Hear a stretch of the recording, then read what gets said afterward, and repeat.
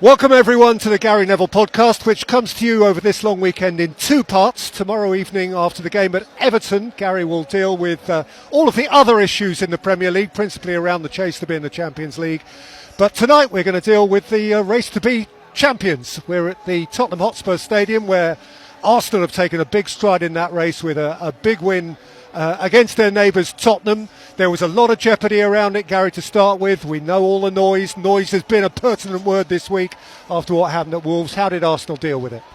Really well in the end. I think at half-time they maybe look back at that first half and think, how are we in this position? 1-1. We're so dominant in the game. Tottenham had only had one touch in their box. And just little things. You know, there was a Hincapié little mistake. There was a little Gabriel and Saliba one, and I think Timber made one with a little pass into midfield. Then Declan Rice goes and makes the ultimate one, which gives the goal away. And you're thinking, you're causing your own problems here, and where's this coming from? Because these are the ones that have been the best defence in the league, the most reliable characters. They've been brilliant all season. David Raya makes the mistake on Wednesday night, so you're starting to think, is it becoming contagious, these little errors that are going to cost a team who are dominant in football matches? But if you do make individual errors in moments, then you're still going to cause yourself a problem. So, but in the end, it was really important what happened today, because, look, it's too early really for that real title pressure. We're not quite in the home straight. You know, it's 10 games to go, so there's no doubt games are, eroding fast. But I think, to be fair, this is going to get really hot when it gets into April, as we know. But you're now getting to a point where games really do count, and when you drop points, and Arsenal have been on a difficult run. So you're looking at them today and thinking, right, okay, we signalled out, or I did, David Raya before the game, because I think he's been absolutely incredible. I think everybody thinks he's been incredible. What a goalkeeper he's been this season and for the last couple of seasons for Arsenal. But you're thinking, he's had Thursday and Friday to think long and hard and listen to that noise about what happened on Wednesday night. And what is he going to do in this game? Is he just going to be a little bit more tentative? Is he going to be a little bit more wobbly, a little bit more shaky? Absolutely not. Absolutely not. You look at his body language, the way in which he had authority, the way in which he came out and dominated his area and caught every single cross that came in, even ones that you thought he didn't really have to come for that one. We wouldn't have been having a go at him if he didn't do, but he came for ones that were brave.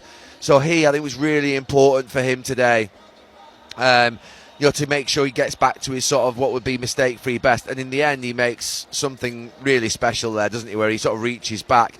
I mean, we sometimes slow these sort of what would be replays down, which is the right thing to do so everyone can see it at home, but it doesn't do it justice of the reactions of how, we know how quick goalkeepers are off the mark. They're like lightning, they really are. I think I might have said this story before, but the goalkeepers were always the quickest over 5 yards when we did the sprint test, because just the ability to get there quickly and just off the mark, and you could see that was brilliant with Raya. At that end of the pitch, and then at the other end of the pitch, I think it was so important what Gyökeres did today. I like him as a centre-forward in the sense that I like a centre-forward who's imperfect, who's a bit rugged, who's a bit of a handful. I'd hate to play against him. Sticks his body in, sticks his backside in. Doesn't necessarily do everything in the sort of more smooth or perfect way. And there's times this season where you thought, is he a hit or is he a miss? Is he good or is he average? You're almost from week to week balancing a little bit about what this guy is. But if you could actually encapsulate and package up a performance of what you'd want from him, you got it out there today again in a really big game. I thought that from the very first few minutes, he was running down the side. Sometimes he gets involved a little bit too much in battles and scraps and muscling with centre halves, but he made movements down the side. He was a little bit more elusive. I thought that he held it up and was quite clever at times. He was a nuisance. He did run the channels. He always works hard. I actually thought he looked leaner and fitter, and I don't know how that happens, because obviously we've seen him a lot in the last few weeks, but I just thought he just looked a little bit more like he had legs and like he had a bit more power, rather than him looking a little bit sort of what would be heavy and ungainly and sort of it looking like he's running in treacle. You know what I mean? Sometimes when you watch him, you think. And then today I thought he was really good, and then he gets his goals. The first one's a really good goal. Eze, I think, being up there alongside him, taking Dragerson away and taking a centre forward, just means that he gets a yard and he finishes. He misses his couple of chances in the first half, but he finishes in that second half, and then he gets his what would be almost like a glory moment at the end, where he can sort of go up there and celebrate to your heart's content. The second one, I said, don't celebrate too much. There's a job to do. Switch on. Declan Rice did that after the first goal, didn't he? If you remember, he's going to his teammates, switch on. That's definitely a switch on moment at 2-1. We're not making a mistake here. This is where we go and see it home. And Arsenal have really done that today. But it was a good day for David Raya, who's been brilliant all season. Gyökeres, who's not been brilliant all season, I thought it was his best moment of the season. Not just because he scored 2 in a game against the biggest rivals and had a wonderful celebration over there with the Arsenal fans, but because his general performance from start to finish is what you would expect from him. He needs to kick on from that because he set himself a level there today. I wonder, this is a slightly mischievous question, I wonder whether it was nice for Arsenal to play here. You know, there was a lot of talk about Tottenham feeding on Arsenal's nerves, but obviously Arsenal's kind of tense performances, one or two of them have been in front of their own supporters who are feeling the history of these 22 years without the title and so on. And you didn't get the same sense of panic here at all, did you? Even when Tottenham did equalise? No, I don't think you heard it, but the stadium announcer before the game, he did a massive impassioned speech and address to the crowd probably about 5 minutes before kickoff, where he said they're worried, they're nervous, you know what I mean, they don't want this type thing. And that was the sort of feeling in this ground. I mean, Tottenham fans, the ones I spoke to before the game, I always, when I'm coming up in the lift, say, what do you think today? Just to get and they said, I think we'll get beat, you know what I mean? So I think the reality was there that they thought they could get beat. But the bit of hope that I think they had was probably Wolves. And they were probably thinking, if we can make them nervous, if they show a little bit of anxiety through the fact they're in a title race, and there's been a lot of talk about wobbling in the last few days, then they could potentially do something in this match. But it didn't emerge. And I think playing here, look, they got a grip of the game early, to be fair to them. By the way, what about the nonsense with the sound issues with the referees? That needs to stop, by the way. I don't know if someone listens from, PGMOL or Premier League, but that is absolutely rubbish, that we've got to stop a game. For how long today? 11 minutes, 12 minutes maybe? 5-6 in the first half, and then before half-time, before the second half started, another 5-6. But, today, big question marks of Arsenal at the start of the game. They handled it. They played well. They dominated the first 20 minutes. They then go and get the goal. Really good. And then they have the one sort of mistake in the game. The one blip is when obviously they let Tottenham back in it within 30 seconds. So you're thinking, oh, okay. So there's another big question coming at half-time when they come out for the second half. But they've answered it. The big question at 2-1 then is, can they go and kill the game off? Are they going to let Tottenham back into it? And they've answered that. So there's a number of questions throughout this match that Arsenal have answered. Can they score goals? Can they go? They've done everything right today. So playing here was perfect for them. We've seen Tottenham 2 or 3 times here in the last couple of months, and they came back against Manchester City, but they were hopeless in the first half, weren't they? And they have got so many injuries, but I think when teams have so many injuries, you can look at it one of two ways. If they're freak injuries that just happen all at once, then you can maybe have some sympathy. But when you've got persistent and constant injuries in large numbers over 2 seasons, you've got to start to ask a bigger question. It's not unlucky anymore. You can't, the recruitment has got to be questioned. Are they resilient? Are they robust enough? The training programme's got to be questioned. What are they doing out on the training pitch? The grass, the pitches have got to be questioned. Now, you can't believe that that's the case because these Deso pitches are everywhere. But, the medical department are going to start to get put under pressure. The sports science, we all talk about sports science and having massages and sports science. But these players are getting injured on a constant basis. So what is it? It's one of those 3-4 things that we're mentioning, but Tottenham not having their best players out on the pitch not only damaged Ange Postecoglou last season, it's damaged Thomas Frank this season. If they had Maddison out there, Kulishevsky out there, all the other players that they've got missing, Romero's obviously missing through a different reason today. There's that many of them missing. Bentancur's missing. There's 12 of them, isn't there? Or 11 of them. Yeah, Danso, Maddison, Udogie, Bergvall, Romero, as you Porro. said. Yeah, Kudus, Kulusevski, Porro, Odegaard, Bentancur, Ben Davis. Yeah. And actually, as I mentioned in the commentary, the second goalkeeper's missing as well today. So, look, if Tottenham have those players available, then they're not going to be that easy to beat. They're going to be a far better team in every sense. But they're in trouble. Tottenham are in trouble.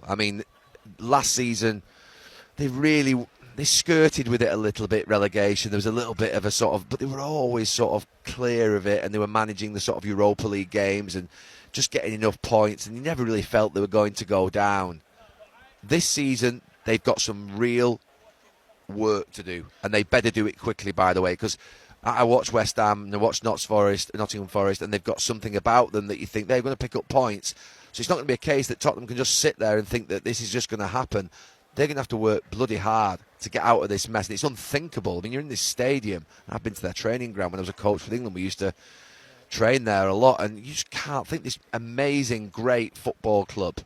But on the football side of it, they've under-delivered for a number of years. They've never found the right sort of what would be formula to get it right.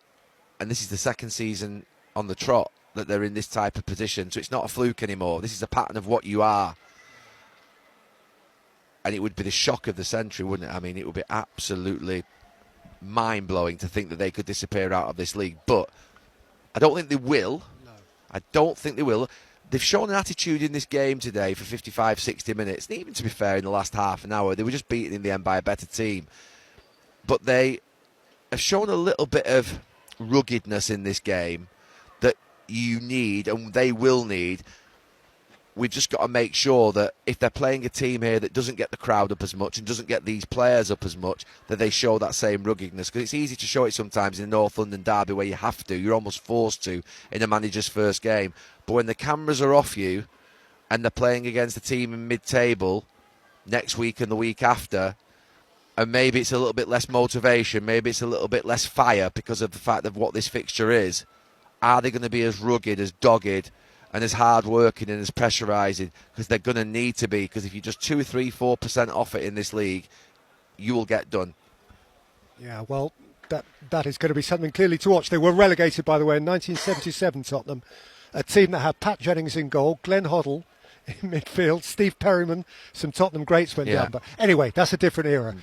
Back to the Premier League title race. A lot of the talk was on whether Arsenal might collapse to some extent psychologically after what happened at Wolves. That didn't happen. So I suppose the onus is back now on Manchester City. What did you make of them last night? I mean, I was coming back from watching Salford at Cheltenham, so I got, I think, in 15 minutes late, but watched the game. I mean, City are dangerous. They're dangerous with the fact they've got Marmoush, they've got Haaland, they've got Cherki, they've got Semenyo, they've got Foden. So they're really dangerous. If they can keep the centre-backs fit, then they've got a chance. The goalkeeper's good. The manager is exceptional. The celebrations at the end from Haaland and from Pep Guardiola were meaningful, I felt. They were sending a message. That was mind games at play. Pep Guardiola will say it's not, but it is. Every time you speak now for the next 2 months, every time you do something on a pitch, it's going to be transmitting to the opposition team. That's vulnerabilities, that's strength, whatever it is, celebrations, sometimes over celebrations. So what Arsenal had to cope with today, which I've mentioned before, and the questions that they've had to answer, I missed one of them out, and that was the fact that Pep Guardiola and Erling Haaland, probably the two most significant figures in the Premier League on and off the pitch, have sent a message last night after that game that we're coming for you and we're going to be breathing down your neck. Arsenal have withstood that today, and they're going to have to withstand that for another 6 to 8 weeks.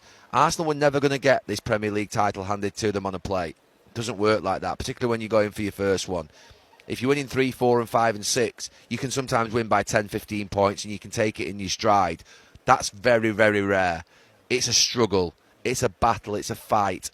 And this City team, to be fair, that you're watching now, aren't quite the team that were going through those fights with Jurgen Klopp's Liverpool for 3 or 4 years. But there's still some characters in that dressing room who understand it and know it, and particularly the manager. So they're going to be so dangerous. I think Arsenal will get there, but it doesn't surprise me that they are making mistakes and that City are coming back at them. But I think they will just get there. I think they'll get there and just almost crawl over the line maybe in the end. It's going to be a massive struggle, I feel. I don't think it's going to be easy. And that game is going to be monumental at the Etihad. How much, as a matter of interest, because obviously we're all looking at that, how much does the League Cup final play into the psychology of it all? Or is that, can you box that off? I think you can box that off. I mean, look, it depends how you lose. It depends how the game goes and how you lose. Look, if it's a tight game and you lose on penalties, I think you can box it off. But if you get absolutely battered in that game, I mean, if City were to go and beat Arsenal 3 or 4-0 in that game, that would send a big message, and vice versa if Arsenal were to go and beat City. But I have thought for a number of years, when Arsenal have been going for this title, that they're going to have to go and win at the Etihad. I've just thought it for a number of years. Go and win. That's the only real way. I mean, look, the Carabao Cup final is a chance to send a message because you're playing directly against them and you can cause them some real pain by taking a medal from round the necks. But what you can do is go and beat them at their own place. I always think when Arsenal came and won titles, the Overmars goal in 98, the Viltord goal, was it? 2002, 2001, 01. Two maybe. Yeah, I mean, they're killer. They're goals that still make me shiver. They're goals that make me shiver. I was playing in the game against Overmars, and then the Viltord one, I was actually in the stand, I was injured. But they make you shiver because they silence a city. They don't just silence a ground. You know, you go into Manchester City on that day, and you're absolutely going to silence them and rock them to the core if you win. But on the other hand, if City go and beat you up like they did 2 or 3 years ago, when Arsenal had those problems defensively, I think towards the end when Saliba was injured, again, it rocks you the other way. So that's in the far distance. It's not to start thinking about that tonight, but we know it's coming. The Arsenal fans know it's coming. The City fans know it's coming. And it's about jostling for position and making sure, maybe if you're Mikel Arteta, who's doing his interview here now on this screen, if you can just have a cushion going into that game, it gives him a bit of comfort. But my feeling is, I don't do predictions. In fact, I'm pretty poor at them. My feeling is that this is the moment this year where Arsenal might be a couple of points in front. They might be near to level. Might be 3 points in front. I think they'll go and win at City. I think they'll go and win. And I think that'll be where you really do recognise that they are champions. But that's a wild prediction about a game that's coming in 5 or 6 weeks, and by then a lot will have happened. But that's how I see this season going. I've seen it going like I've thought it would go like that for quite a while. I thought City might come back at them, may even go past them momentarily. You mentioned during this game they could have gone past them next Saturday night if they beat Leeds away. But City will drop points. They're not quite right themselves. You asked me about the game last night against Newcastle. They weren't hanging on in there at the end, but it was a little bit close for comfort for them, and they're not quite as dominant as they were. I mean, they're not as dominant as they were. Forget the quite. They're not as dominant as they were. They're not as controlling as they were. They're not as exceptional as they were.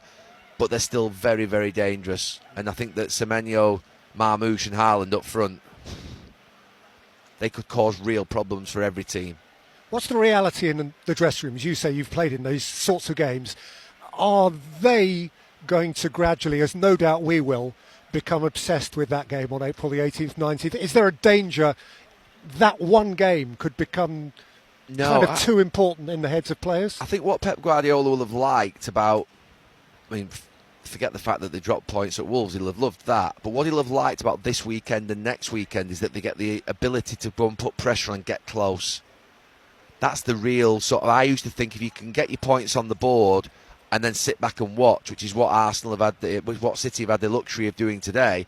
But Arsenal have sent the perfect message tonight. City at home tonight, they've won. Okay, let's go again. So what City will be looking towards next week is a really difficult game away at Leeds on the Saturday, that they go and do it again. And then Arsenal play Chelsea on the Sunday. Now Arsenal have got to go and do it again if obviously City do that. But playing first, I think, is a big advantage if you can go and get the points on the board. And that's what I think Pep Guardiola will be looking at right now. There's too much to go on. There's Champions League games. There's Carabao Cup finals before that game into the distance. We're talking about it purely because we know it's coming and it's looming and it won't go away. But the managers and the players in the dressing room won't be focusing on that at all. You know, both sets of players will recognise that they've got this league in their own hands, which is a good place to be. They both have. If they win all the games, you win the league. That's it. That's what Sir Alex Ferguson would have said to us back in the day. By the way, it's in your hands. If you win every game, you win the league. And so they'll feel good about that in the City dressing room, but Arsenal will feel good about that as well, that they're in a good position. So, long way to go. A lot of injuries to happen, a lot of losses to happen. You've got Champions League potentially, joy or defeats to deal with. You've got that Carabao Cup game, which will again bring joy or unhappiness to a certain dressing room. So there's a lot to play for. I love this point in the season. I love it when there's a title race. There's nothing worse when you sort of see a season peter out. Last season it seemed to peter out. All ends up, didn't it? The relegation was sorted, the title was sorted, the Champions League places felt like they were mainly sorted sort of well before the end of the season. I don't think we're going to get that this year. I think we're going to get a bit of a blockbuster, and it's going to, I think, be exciting. The Champions League, I'll cover that tomorrow night after the Everton United game, and what Liverpool have done in the last minute today. Burnley getting a point at Chelsea. These things, Villa just wobbling a little bit, aren't they, at the moment? But they've got injuries, so much to play for, so much I think at stake. But I think it's going to go to the death this year. I don't think it's going to be a case of it being sorted with 3-4 weeks to go, and that'll be exciting. You give me butterflies, Gary. Thanks, Peter. Well done, thank you.